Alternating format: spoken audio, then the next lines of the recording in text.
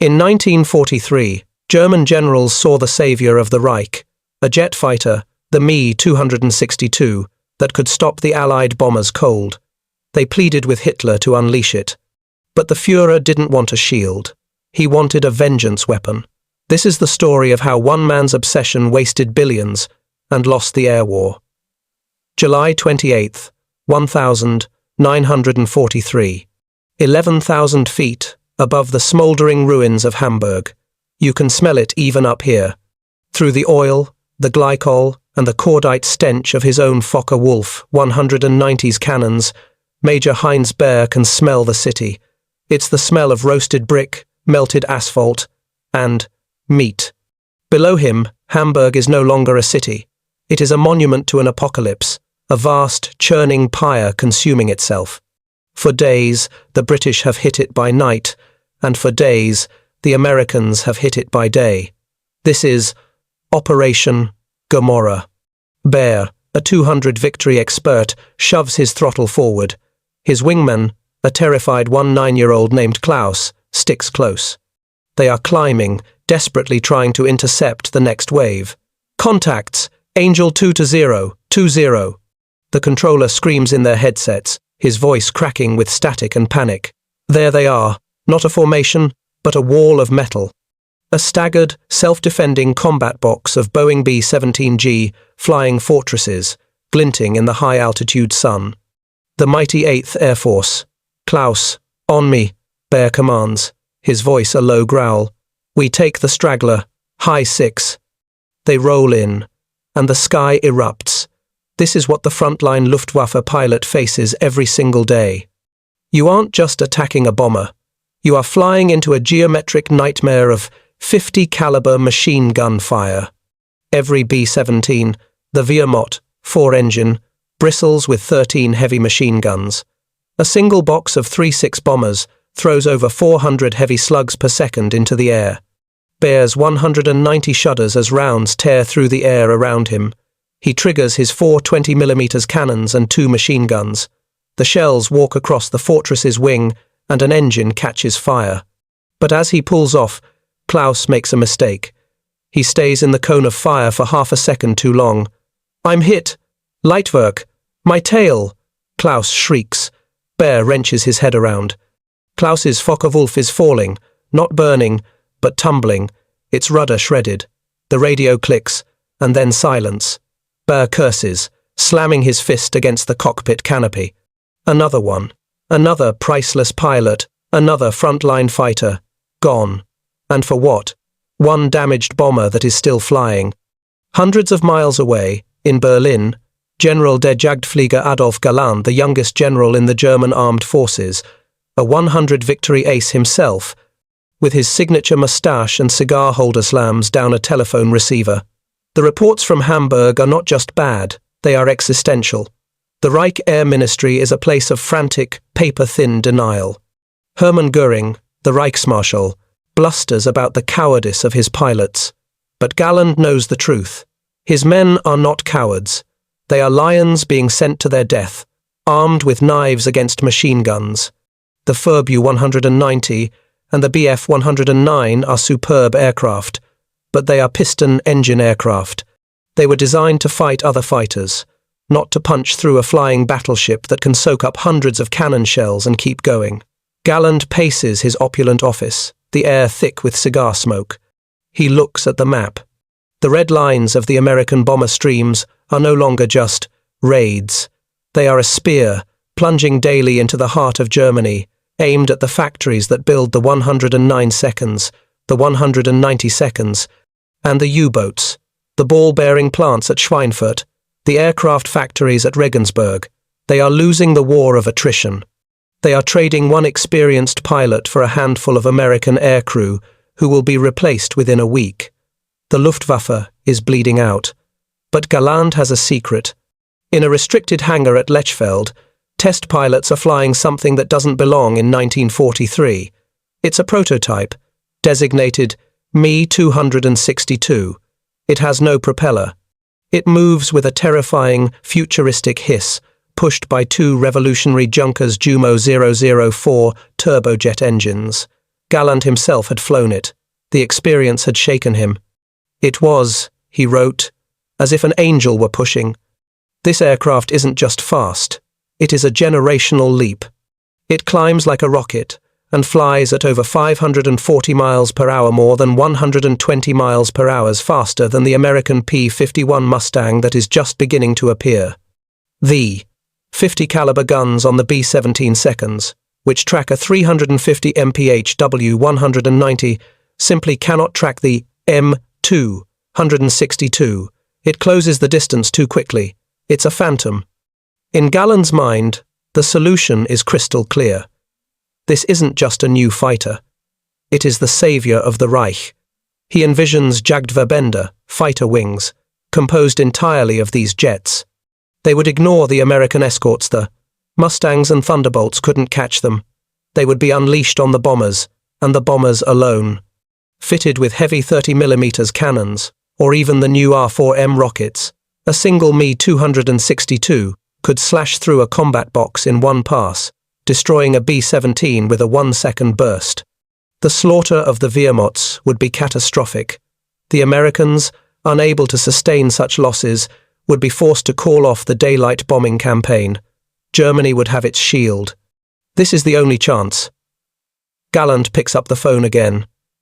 He needs to speak to General Feldmarschall Erhard Milch, the head of aircraft procurement. He needs to speak to Willy Messerschmitt, the designer. They need thousands of these, and they need them now. He is ready to stake his entire career, his reputation, and his life on this one. Simple, logical demand. But there is one man he must convince.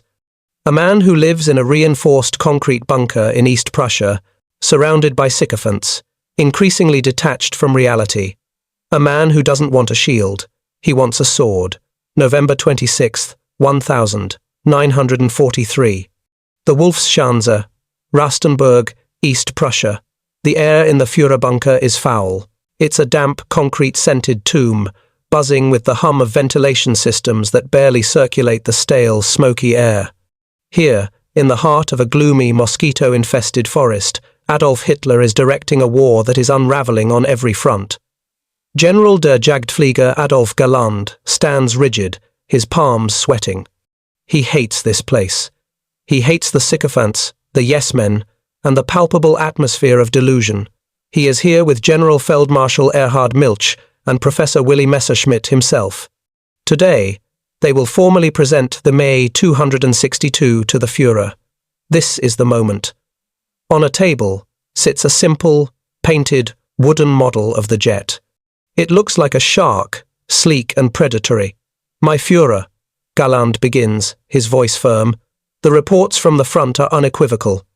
The Reichsverteidigung, defense of the Reich, is at its breaking point. Our losses in fighter pilots are expertinere, unsustainable. He points to the model. This, he says, his voice rising with genuine passion, is the solution. The Me-262. It is an interceptor, a Zerstörer, destroyer, unlike anything the Allies possess. It flies 120 miles per hour faster than their Mustang escorts. They cannot catch it. We can form special units, Jagdverbände, that will bypass their fighters and strike the Wehrmachts directly. Milch nods, backing him up with production figures. Willy, Adolf, and I are in agreement. If we divert resources now, we can have hundreds of these defensive fighters in the sky by spring. We can stop the daylight offensive cold. Hitler is quiet. He stares at the model. His face, waxy and pale under the harsh electric light, is unreadable. He walks slowly around the table, his hands clasped behind his back. He leans in, peering at the tiny model, his eyes tracing its futuristic lines. The silence stretches. Galland can hear the ticking of a clock on the wall. He feels a cold dread building in his stomach. Hitler isn't seeing a shield. He isn't seeing an interceptor. Finally, Hitler speaks, his voice a low, gravelly rasp. Revenge, he murmurs. For Hamburg. For Berlin. He turns, not to Galland, the fighter general, but to Willy Messerschmitt, the designer. Hitler's eyes are alive now, burning with a feverish intensity. Professor, Hitler asks, his voice suddenly sharp. This angel, can it carry bombs? The question hangs in the air, sucking the oxygen from the room. Galland's blood runs cold. He wants to scream, that is not its purpose. Willy Messerschmitt, a brilliant engineer but also a businessman desperate to maintain his standing and secure the most lucrative contract of the war, hesitates. He knows the correct answer is, my Führer, it was never designed for that. It would compromise its speed, its balance, its very soul. But he doesn't say that. Ja, mein Führer, Messerschmitt replies, his voice weak. It could be modified. Perhaps a 500-kilogram bomb, maybe 250 seconds. It would require some redesign. A slow smile spreads across Hitler's face. It is a terrifying sight. He slams his fist onto the table, making the model jump. Das ist es, he shouts, his voice echoing in the concrete room. This is it, my Blitzbomber, the high-speed, uncatchable bomber to strike England. This is the vengeance weapon I have been promised. Galland steps forward, his face white. But mein Führer, he pleads, you are wasting its greatest strength.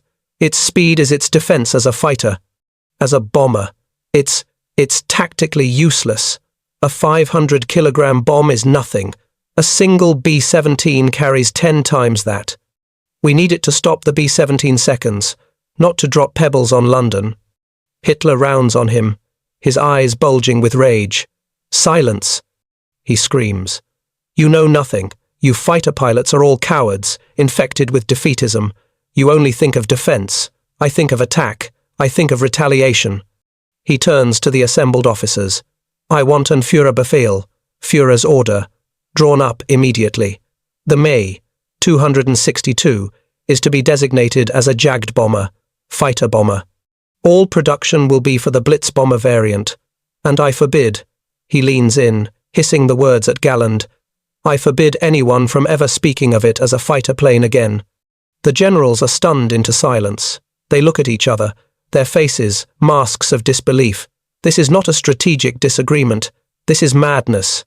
Hitler is taking their one chance of survival, the one weapon that could save Germany's cities and factories, and turning it into a petty, pointless wonder weapon, a pinprick gesture of revenge. He is demanding they waste billions of Reichsmarks and countless hours of engineering on modifying their perfect interceptor to do a job it was never meant to do, and a job that would have no impact on the war. As Galland is dismissed, walking out into the cold, damp forest air, the reality hits him. It's not just a mistake, it's a betrayal. Hitler isn't trying to win the air war anymore. He's just trying to hurt the enemy, even if it costs him the war itself. And it is now far, far too late. Spring 1944. The Messerschmitt testing ground, Lager Lechfeld. The Jumo 004 engines spool up with their characteristic, unearthly shriek. Flugkapitän Fritz Wendel, Messerschmitt's chief test pilot, grits his teeth. He is sitting in the cockpit of an Me-262, Schwalbe, swallow. But it feels wrong. It feels heavy. Strapped crudely to the underside of the fuselage are two bomb pylons, or Schlösser, and attached to them are two 250-kilogram, 550 pounds, bombs. This is the prototype V-484, the first of Hitler's Blitzbombers. Lechfeld, this is Papa Bravo. Wendell radios, his voice tight. Beginning taxi. The problem is immediately obvious.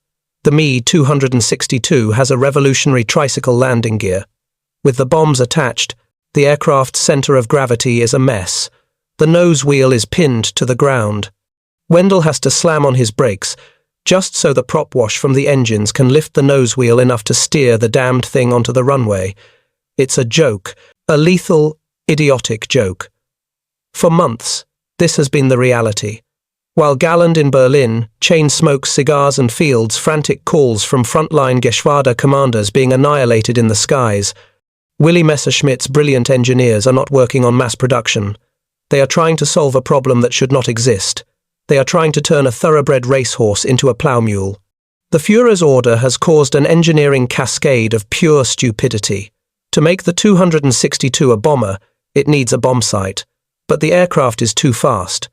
At 540 miles per hour, a pilot trying to use a conventional Revi sight to dive bomb a target would have to pull up so violently he would black out or rip the wings off. So, they install a primitive Stu-V5 sight, designed for Stuka dive bombers, planes that attack at half the speed. It's useless. The pilot is supposed to dive at a shallow angle, guess the release point, and pull up. The resulting accuracy is measured not in feet, but in city blocks. Back on the runway, Wendell pushes the twin throttles to the firewall. The jet lumbers forward, protesting. The bombs create colossal aerodynamic drag. The sleek, shark-like profile is ruined. It takes him over twice the normal runway length to get airborne. The Angel's push is gone. It feels, as one pilot would later write, like a pregnant duck. He climbs, but it's a struggle. The 262's greatest asset, its phenomenal speed, is gone. He looks at his airspeed indicator. He's barely making 480 miles per hour. A P-51 Mustang, its Merlin engine screaming, could absolutely catch him now. The entire point of the aircraft has been nullified. Approaching the target range, he radios. He lines up on a painted white circle on the ground. He enters the shallow dive, his eyes flicking between the primitive sight and his screaming altimeter. The controls are sluggish. The wind howls over the canopy. Bombs away. He presses the release. The two 250 kilograms bombs detach. The plane, suddenly 500 kilograms lighter, leaps upward, nearly stalling. Wendell fights the stick. He glances down. The bombs are tumbling, wide of the target by almost half a mile. He banks the heavy, drag-ridden plane back toward the field, his heart filled with a cold, professional rage. He is risking his life, and for this. Meanwhile, in the skies over the Reich, the actual war is happening. In the last week of February 1944, the Allies launch Operation Argument, which history will remember as the Big Week. Thousands of B-17 seconds and B-24 seconds, now escorted by endless swarms of P-51 seconds and P-47 Thunderbolts, hit every major aircraft factory in Germany. They hit Regensburg, where the 109 seconds are built. They hit Gotha. They hit Leipzig. They hit the very Messerschmitt plants that are supposed to be building the 262. Adolf Galland watches the kill-to-loss ratio reports with mounting horror. The Luftwaffe is being systematically dismembered. His veteran pilots, the Experten who are the soul of the fighter arm, are being ground down. They are dying. They are all dying. And on his desk is a new report. Not about the fighter variant, which he desperately needs. It's a progress report on the Blitzbomber program. It details the acceptable drag coefficiency of the new bomb pylons and the challenges of the dive bombing site. Galland reads the report, and for a moment he considers taking his service pistol, flying to Rastenburg, and shooting the Führer himself. They are losing the war, not because of the enemy, but because of their own high command. The generals know Hitler is wasting billions, but they are powerless.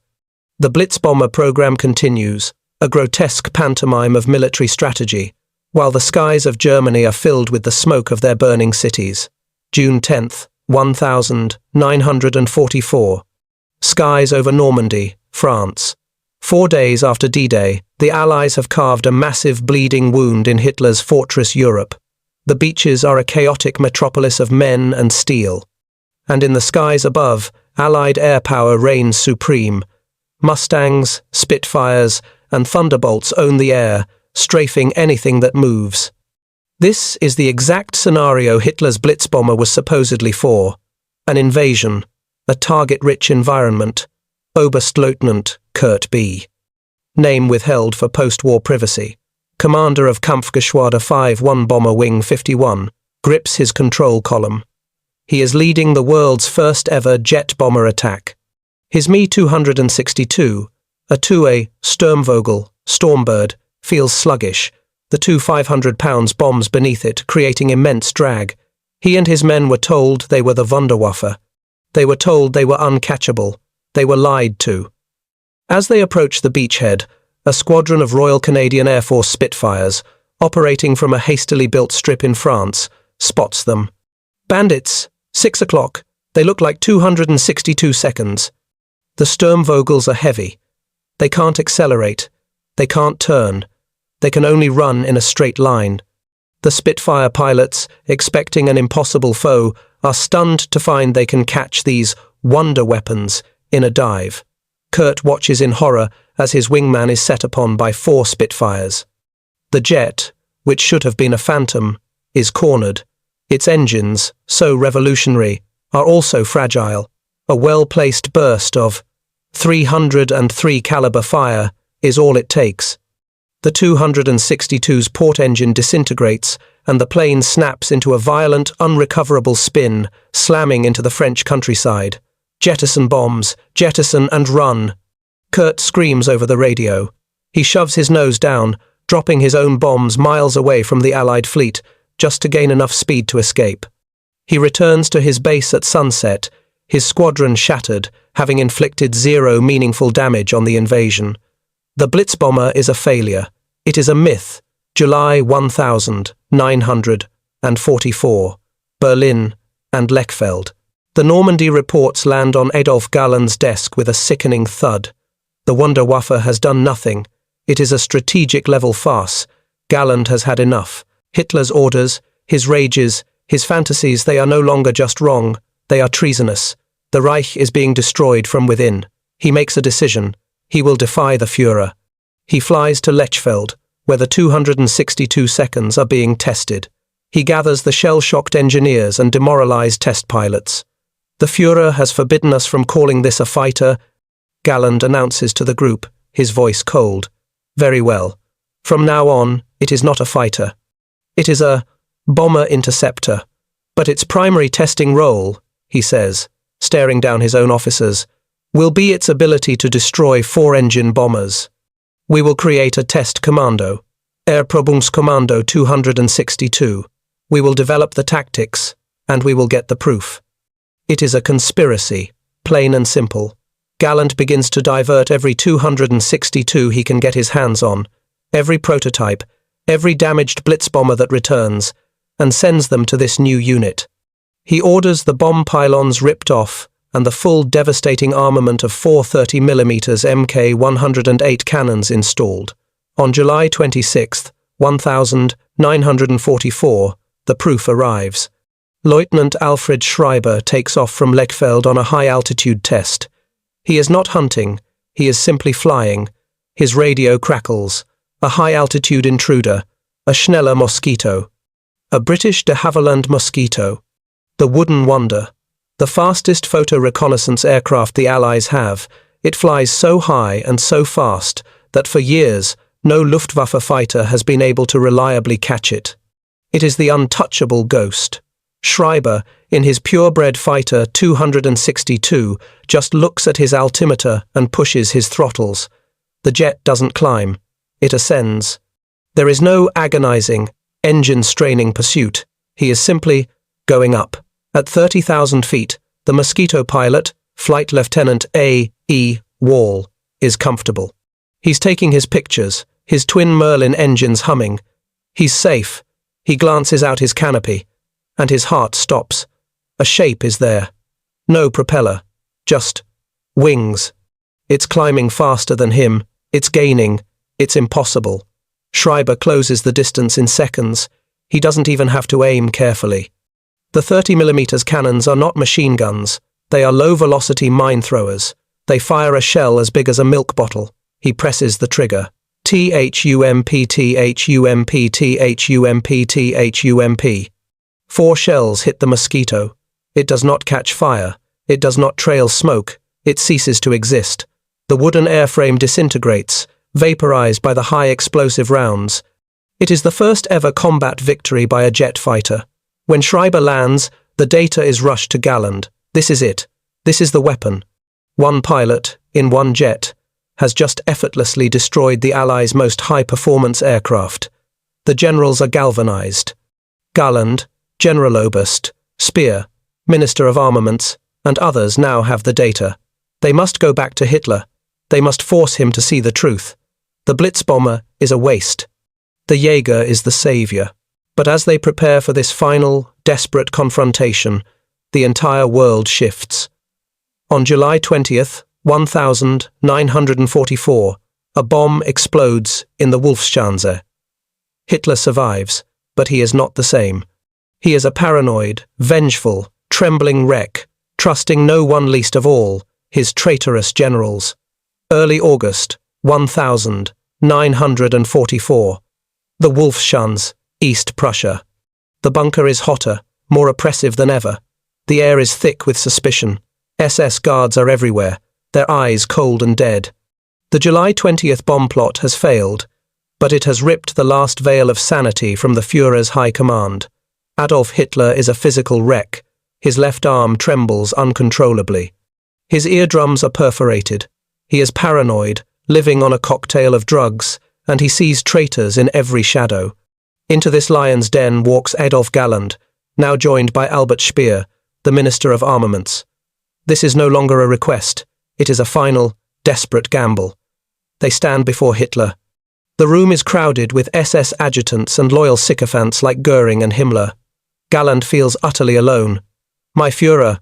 Speer begins, his voice calm and logistical, appealing to the side of Hitler that still fancied himself a grand architect. The production numbers from Big Week and the subsequent raids have been catastrophic. We cannot replace our losses in piston-engine fighters. The war will be lost by spring. "Defeatist," Goering mutters, but Hitler waves him silent. Galland steps forward.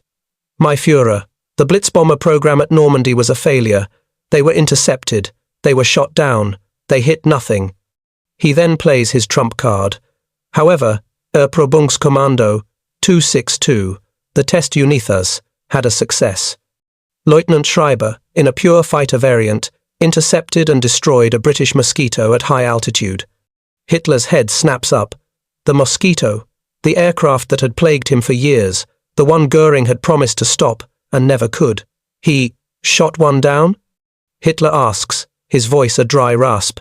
"He vaporized it, my Führer," Galland says, pressing the advantage. It could not see him. It could not outrun him. It was an execution.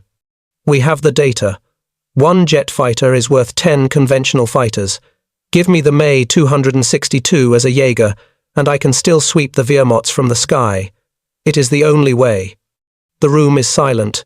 Hitler stares at the map, his fingers twitching. He is trapped. His vengeance weapon is a failure. The coward's defensive weapon is a proven killer. To accept Galland's proposal is to admit that he, Adolf Hitler, had been wrong for an entire year. That his intuition had failed. That he had wasted billions of Reichsmarks and, more importantly, time. Suddenly, he explodes. It is a terrifying, full-body paroxysm of rage.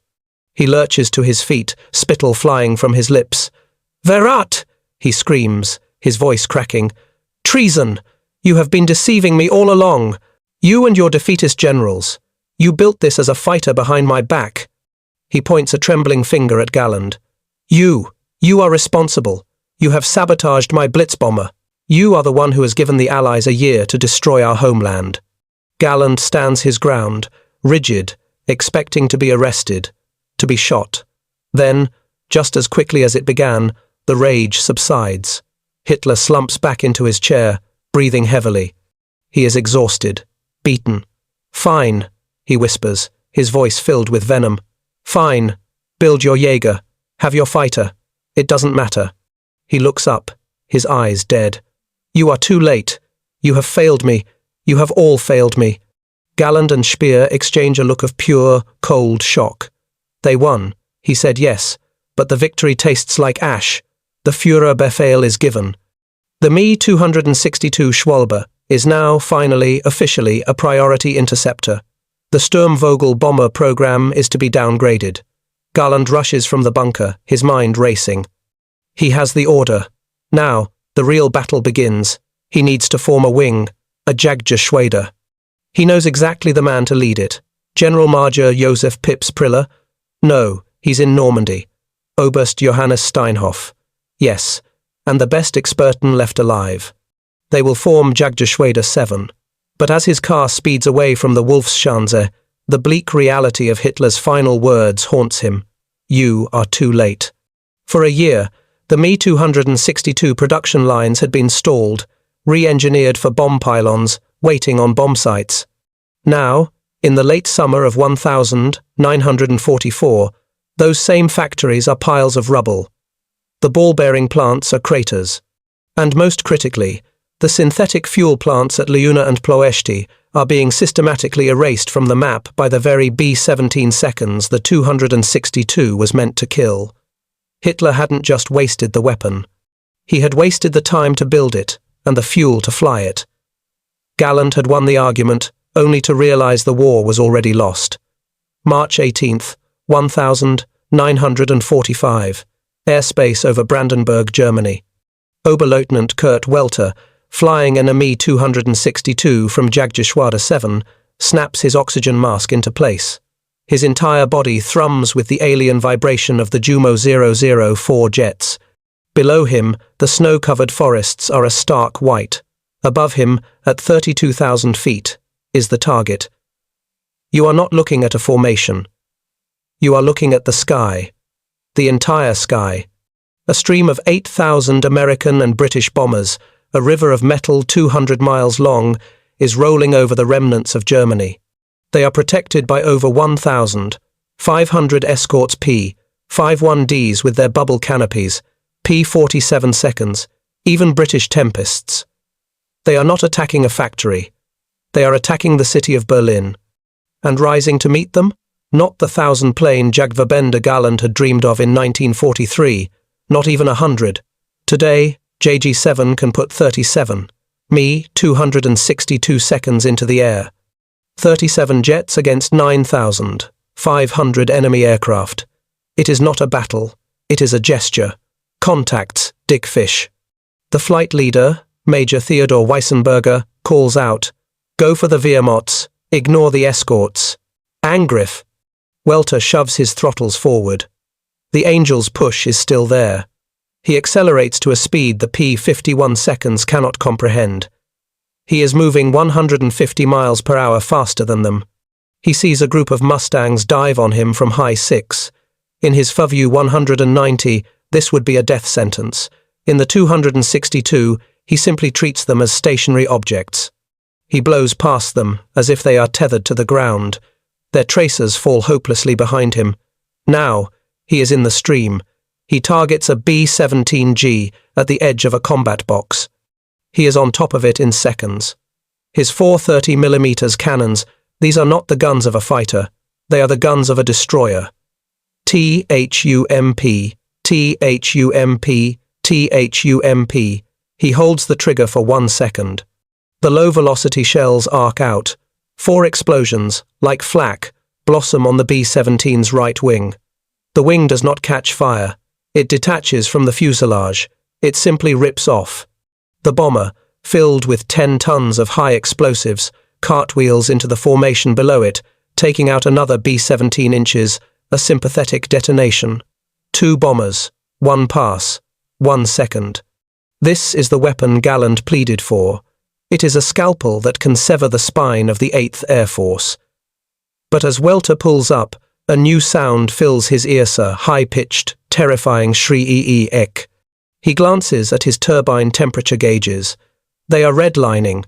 The primitive Jumo 004 engines, built by slave labor using low-quality alloys, cannot handle this stress. They have a lifespan of 10 to 25 flight hours. His port engine is on fire. "I am hit! No, flam! Engine fire!" He radios. He has no choice. He cuts the throttle to the burning engine, yanks the fire extinguisher handle, and dives away. He is now a one-engine, underpowered glider. A P-51, seeing the smoke, latches onto his tail. Welter is no longer a hunter. He is prey. This is the reality of the Me-262. It is an exquisite, lethal weapon, built on a foundation of sand. Back at the Reich Air Ministry, now housed in a bunker in Berlin, Galland, who has since been fired by Goering for treason and incompetence, is given command of his own elite jet unit, Jagdverband 44. It is a squadron of the condemned, composed of the last remaining Experten, aces with hundreds of victories, like Steinhoff, Baer, and Lutzow.